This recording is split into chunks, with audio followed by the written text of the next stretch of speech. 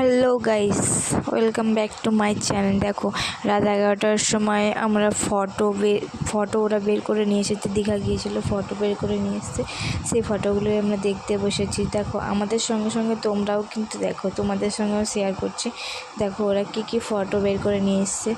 দেখো, প্রথমে একটা আমি বার করলাম যে ওরা দাঁড়িয়ে আছে জলের মধ্যে। এটা খুব সুন্দর লাগছে, আবার ম্যাচিং ড্রেসও পরেছে, খুব সুন্দর লাগছে ওদের দুজনকে।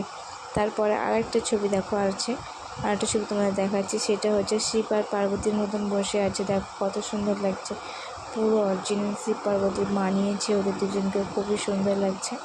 আরও ছবি আছে, আস্তে আস্তে তোমাদের দেখাচ্ছি, তোমরা আমাদের সাথে থাকো, ঠিক আছে? তো এরপর আমি আবার বার করবো, দাঁড়া প্যাকেট থেকে আমি বার করছি। দেখো আরও ছবি আছে, অনেক সুন্দর সুন্দর।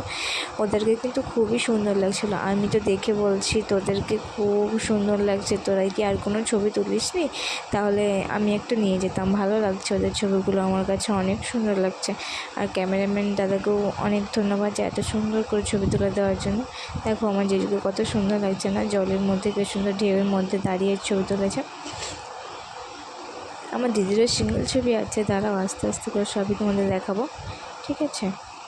এই দেখো দুজন ওয়াও, প্রকৃতির সৌন্দর্যের মধ্যে ওরা দুজনের ছবি তুলেছে, দারুণ লাগছে।